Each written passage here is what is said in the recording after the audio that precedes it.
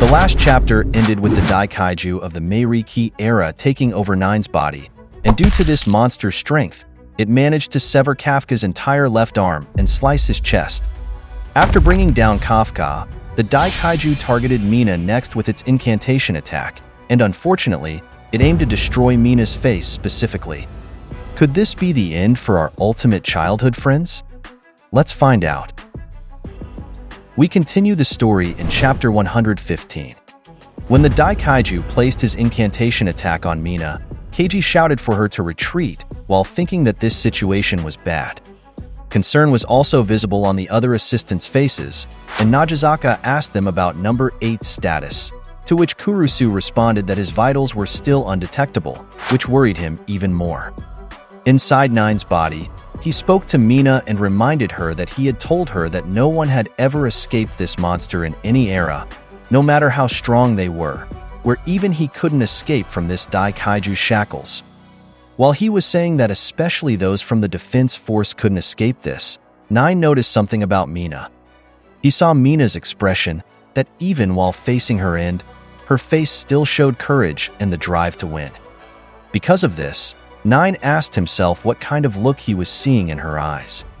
The 3rd Division emblem was shown, and Mina began explaining that it had always been this way since before. She said there was one particular person who always helped her make up for her numerous flaws. The person who always cleared the way to make it easier for her to operate, and whenever she encountered a wall she couldn't break down alone, he was always there to open a path for her. Her ultimate adjutant. A reflection mirrored in her pupil while she aimed her pistol at Nine, and it turned out Hoshina had arrived, jumping from behind the Daikaiju to help Mina. Hoshina immediately prepared to use his Hoshina style, Sword Slayer technique number 6, 8-fold slasher, and as he got close to the Daikaiju's back, he delivered 8 incredibly fast slashes toward this monster. He landed on the ground after that, and shock was visible on Keiji's and other spectators' faces. An assistant in the control room stuttered at first, but soon shouted that Vice Captain Hoshina and Numbers Weapon 10 had arrived on the scene. Nagizaka also shouted that the two had arrived just in time. Okanaji quickly warned Hoshina about the Daikaiju's incoming attack from behind, causing him to turn around quickly. Fortunately, before the monster could release its incantation attack, Mina stopped it using her pistol shots, forcing the Daikaiju to dodge using a phase shift move.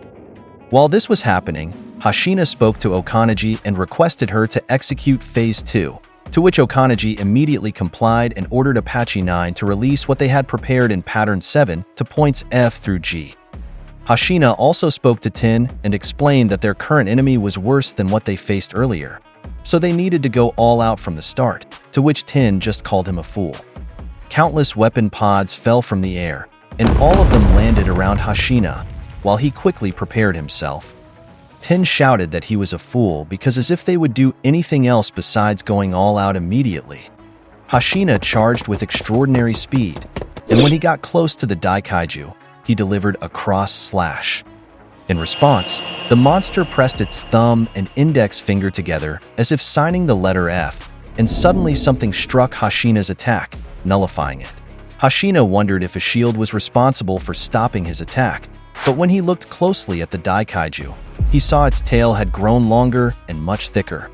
Hoshina could only curse and immediately started running, while the monster tried to hit him with its tail whip attack. Due to the powerful impact of this monster's tail on the ground, it destroyed a large part of the surroundings, while Hoshina fortunately managed to dodge it. In Hoshina's mind, he realized that every blow this monster delivered was lethal. He quickly called out to Mina to tell her that he would handle the Daikaiju and that she should go to Kafka. Mina objected and said this wasn't an enemy he could handle alone, to which he replied that he knew that, and that was why he wanted to authorize one more person to join the group. Another voice responded and was irritated by Hoshina's statement about needing authorization, saying he definitely wouldn't let that slide. He said he was the captain of the 1st Division, the key military division of this nation, so why would he need authorization to join their small operation? The people in the control room were left open-mouthed when they heard this, and it turned out the owner of this voice was already on the scene, standing atop a destroyed building behind the Daikaiju. At last, Yours truly Narumi had arrived, and he irritably called Hoshina a rotten bowl-cut jerk while asking what he had to say about that.